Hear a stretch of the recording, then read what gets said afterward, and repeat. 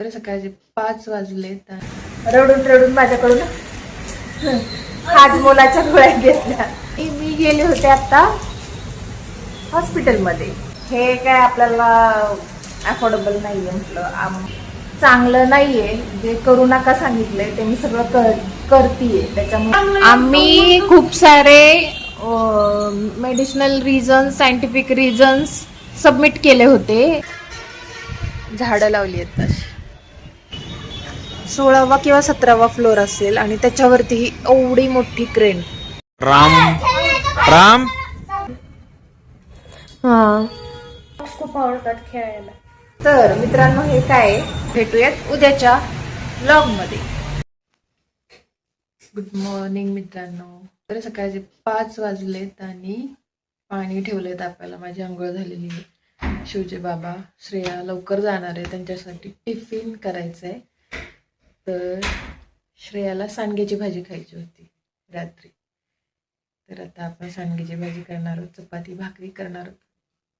मित्रांनो, तर आता राम स्कूल मधून आलाय आणि त्याने काय गोळ्या घेतल्या माहितीये का? रडून रडून माझ्याकडून हाजमोलाच्या गोळ्या घेतल्या. त्याला माहिती नव्हतं हे काय, त्याला घेऊ नको म्हणत होते तरी घेतलंय. आणि आता टेस्ट केल्यावर तो फेकून देतोय सगळ्या गोळ्या. आणि मी गेले होते आता हॉस्पिटलमध्ये. म्हणजे त्या मॅडम खूप वर्षापासूनच्या ओळखीच्या आहेत, त्यांच्याकडे गेले होते. त्याच्या आधी एका हॉस्पिटलमध्ये गेले होते केसांसाठी. त्या डॉक्टरांनी फीज घेतली 400 रुपीज आणि गोळ्या दिल्या जवळजवळ 2,500-3,500 हजारांच्या. आणि त्याच्यात ते म्हटले, त्यांनी मला तिथेच सांगितलं, गेल्याच सांगितलं की 20% आता फक्त गॅरंटी आहे केस परत व्यवस्थित होण्याची, तरी पण आपण प्रयत्न करू, असं म्हणून त्यांनी मला एवढ्या सगळ्या गोळ्या दिल्या होत्या. मग काय झालं, आता ह्या मॅडम माझ्या खूप वर्षांपासून ओळखीच्या आहेत. म्हटलं हे काय आपल्याला अफोर्डेबल नाहीये, म्हटलं महिन्याला 2,500-3,500 हजार केसांसाठी घालवणं. मग मी त्या मॅमकडे गेले. त्यांनी मला काय काय सांगितलं, डूज अँड डोंट्स केसांसाठी. तर ते मी ऐकले. तर ते मी तुम्हाला पण सांगते काय काय करायचं हेल्दी हेअर्ससाठी किंवा केस गळू नये म्हणून. एक तर त्यांनी सांगितलं पिझ्झा बर्गर खायचं नाही, जे की मला खूप आवडतं आणि ते वारंवार खात असते. नाही खायचं. पाणी भरपूर प्यायचं, जे की मी अजिबात पीत नाही. तर त्यांनी सांगितलं डॉक्टरांनी की पाणी जास्तीत जास्त प्यायचं. माझ्याकडून काय होतं की जेवण झाल्यानंतर मला अर्ध्या तासानंतर पाणी प्यायचं असतं आणि जेवणाच्या आधी तर पाणी प्यायचं माझ्या लक्षात राहत नाही. आणि जेवणानंतर अर्ध्या तासाने प्यायचं असतं तर ते पण लक्षात राहत नाही. एकदा जेवण केलं की पाणी प्यायचं लक्षातच राहत नाही. मग कधीतरी खूप तहान लागते, मग मी तेव्हा पाणी पिते. ते पण एवढं पाणी नाही पिलं जात, म्हणजे हार्डली माझ्याकडून दिवसातून 2च ग्लास पाणी पिलं जात असेल, किंवा कधी कधी तेवढं पण नाही. म्हणजे माझ्या लक्षातच राहत नाही पाणी प्यायचं. आणि डॉक्टरांनी सांगितलं भरपूर पाणी प्यायचं. नंतर ऑइली कमी खायचं, जे की मला उन्हाळ्यातले तळलेले प्रकार खूप आवडतात, ते मी खात असते. ते पण नाही करायचं. चांगलं नाहीये. जे करू नका सांगितलंय ते मी सगळं करतीये. त्याच्यामुळे माझे केस खूप गळतात. ते आंबट खाऊ नका म्हणून सांगितलं. लोणचं मला फार आवडतं, लोणचं मी खूप खाते. म्हणजे हे पण मी चूक करतीये खूप मोठी. परत वजन वाढलंय माझं, जे की कमी झालं होतं. मी 85 kg होते. 85 वरून 70 वरती गेले होते. आता परत 75 वर आले. सो अजून वजन कमी करायला सांगितलंय. आणि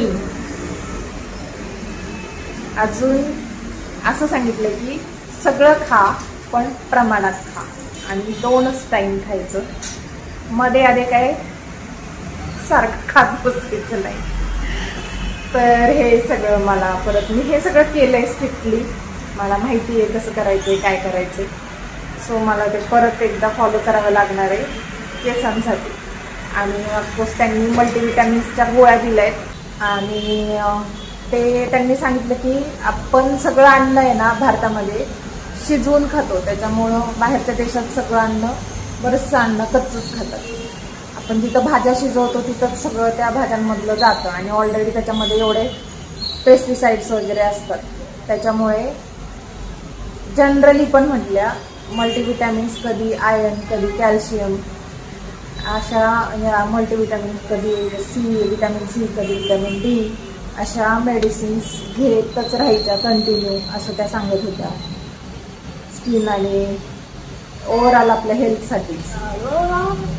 तर आत्ता सध्या तर मला मेडिसिन्स कुठल्याच मिळाल्या नाहीत. मेडिसिन नव्हत्या तिथे, संध्याकाळी मिळणार आहेत. तर मॅम म्हटलं की 8च दिवसात तुम्हाला फरक कळेल, तर बघूयात या गोळ्यांचा इफेक्ट मी तुम्हाला 8 दिवसानंतर सांगते काय आहे. आणि प्लस मी माझ्या सवयींमध्ये सुद्धा बदल करणार आहे. खूप कंट्रोल्ड राहावं लागतं, खूप जास्त मनावरती ताबा ठेवावा लागतो. तब्येत कमी करणं आणि स्किन आणि हेअर्स हेल्दी जर पाहिजे असतील तर याच्यासाठी खूप काय काय करावं लागतं. असंच ह्या गोष्टी आपल्याला सहज मिळत नाही. तर परत चालू करते आणि होप परत एकदा सगळं मला व्यवस्थित जमावं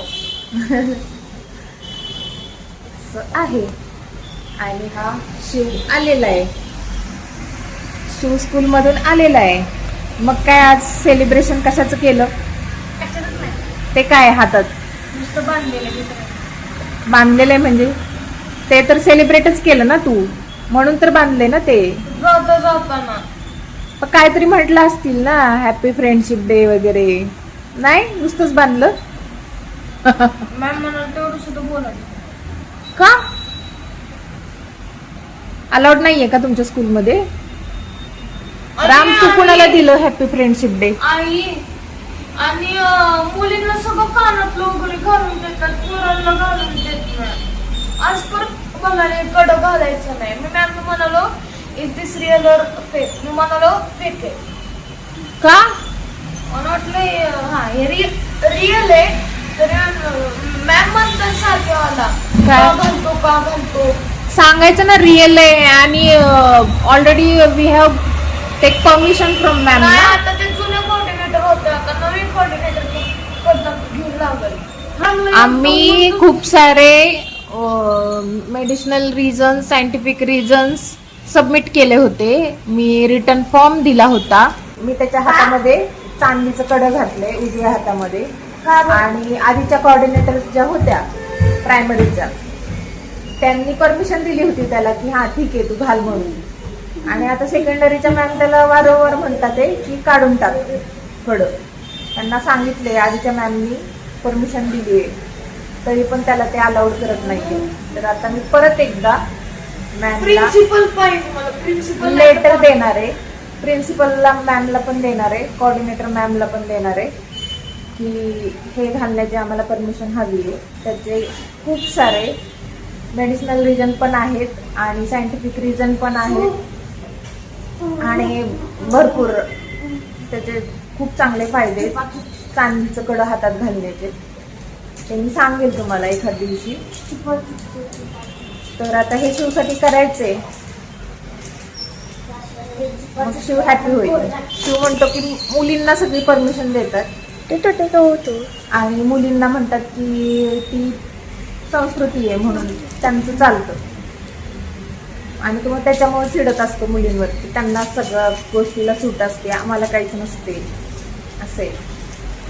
मित्रांनो, इथं टेरेसवरती आलोय आणि आज काय चेंजेस केलेत त्यांनी. झाडं लावली आहेत तशी. काम सगळं बाकी होतं तर अशी झाडं लावली आहेत सगळीकडे. मला हे खूप आवडलं चाफ्याचं. आणि खाली लिली लावली आहे, ही सगळी लिलीची आहेत रोपं. पूर्ण सगळ्या टेरेसवरती लिली आहे सगळीकडे. आणि हे नारळासारखं ते शोच असतं ना, तशी सगळीकडे लावली आहे. छान वाटते.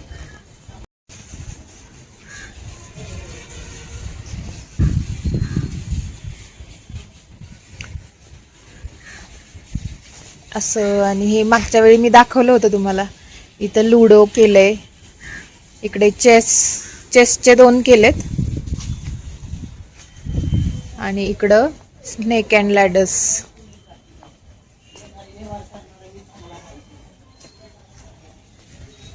सापशिडी. लुडोला काय म्हणतात मराठीत मला माहिती नाही. हे बुद्धिबळ. आणि इथं जर का काही कार्यक्रम असेल ना तर त्याच्यासाठी बहुतेक हे सर्विंगसाठी ठेवले, बुफेसाठी केलेलं आहे त्यांनी. कारण याच्याच वरती रूफ पण केलेलं आहे, छत पण केलेलं आहे वरती. आणि हे स्टेज केलंय, इथे बसण्यासाठी एवढी जागा आहे. हे पाणी बहुतेक टाक्या भरल्यात म्हणून खाली येते. आणि इथं बेसिन्स केलेत, हे इव्हेंटसाठीच केलेलं आहे त्यांनी खास.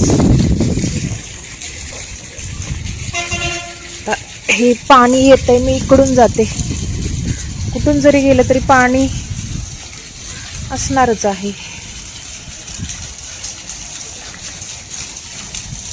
आलेत माझ्या बरोबर आज वॉकिंगला वरती. इथे असं बसण्यासाठी केलंय त्यांनी. ही क्रेन केवढी मोठी आहे मित्रांनो, बघितली. 16वा किंवा 17वा फ्लोर असेल आणि त्याच्यावरती ही एवढी मोठी क्रेन. हे पुन्हा बघा मित्रांनो, जंगल, सिमेंटचं जंगल, जंगल जंगल जंगल, सगळीकडे जंगलच जंगल. ते तिकडचे डोंगर तुम्हाला दिसतील का नाही माहिती नाही, कारण फार असं धुक्यासारखं पण आहे जरा पावसाचं वातावरण असल्यामुळे. आणि हे सूर्यनारायण, आता ते चाललेत पुन्हा उद्या उगवण्यासाठी. आणि हा डोंगर दिसतात आहे की हे जे आहेत, मी दाखवते. हा, हे जे आहेत ना, हे डोंगर आहेत सगळे. मी तुम्हाला म्हटलं ना, नवले ब्रिज कडून इकडे नवले ब्रिज आहे, इकडून असा इकडे इकडे इकडे इकडे कात्रजचा टनेल आहे ना, तिकडे रोड जातो आणि हे सगळे ते डोंगर दिसतात. हे असं आकाश आहे आज इकडचं. इकडचा डोंगर दाखवू, तो ब्रिज दाखवू तुम्हाला. तो जो जांभूळवाडी ब्रिज आहे ना, जांभूळवाडी ब्रिज, तो हा आहे. मग दाखवते. हा आहे ना, गाड्या दिसतात ते येत्या जाताना, जांभूळवाडी ब्रिज जो. आणि हे डोंगर सगळे हे कुठं जातात, हे कात्रज टनेलकडे जातात. आणि हाच तो रोड आहे जो इकडून येतो, नवले ब्रिज कडून येतो. आणि हा असाच साताऱ्याला जातोय.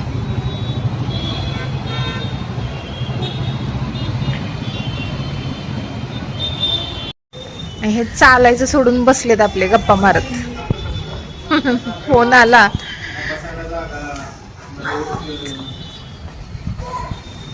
उठा.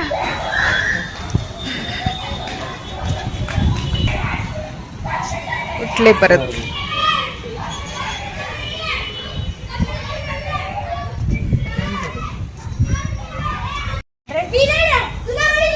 सेट करायचे 10-10चे 20-20चे 1-1 रोज सेट वाढवायचे थोडे. तर मित्रांनो, मयुरी टेरिसवरती मुलांबरोबर आल्यानंतर थोडासा वॉर्मअप व्यायाम ट्राय करते. हा, आता किती दिवस करते माहित नाही, पण करते आपली. राम व्यायाम करताना. आणि ही त्यांची मित्रमंडळी.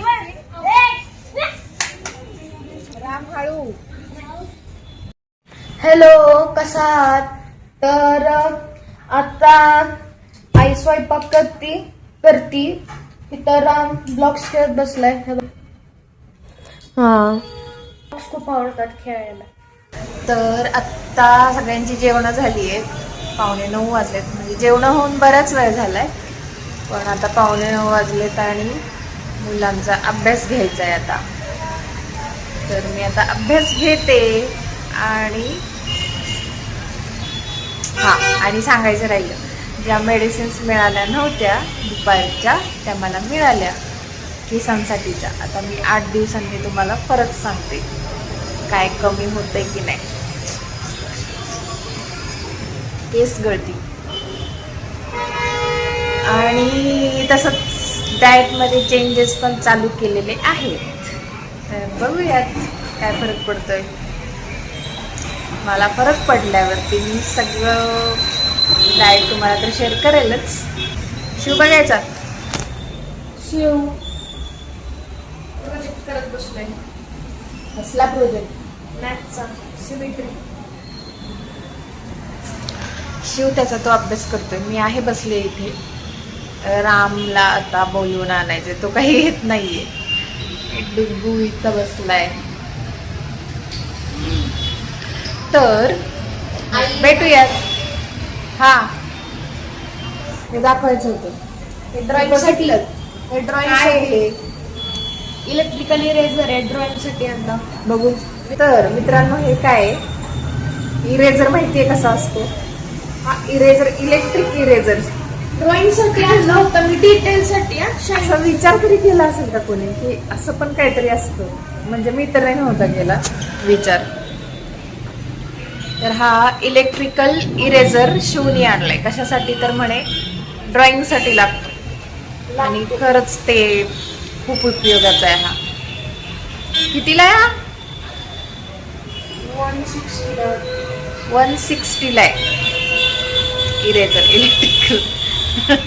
आपण हात नाही हलवायचा, नुसतं असं राहायचं, काम होऊन जातं. हे नवीनच काहीतरी. तर चला मित्रा, पुन्हा भेटूयात उद्याच्या ब्लॉगमध्ये. तोपर्यंत काळजी घ्या, आनंदात राहा आणि व्हिडिओज आवडत असतील तर चॅनलला सबस्क्राईब करा. नवनवीन व्हिडिओजसाठी बेल आयकॉनला प्रेस करा आणि व्हिडिओज जास्तीत जास्त शेअर करा. Bye, good night. भेटूयात उद्याच्या ब्लॉगमध्ये.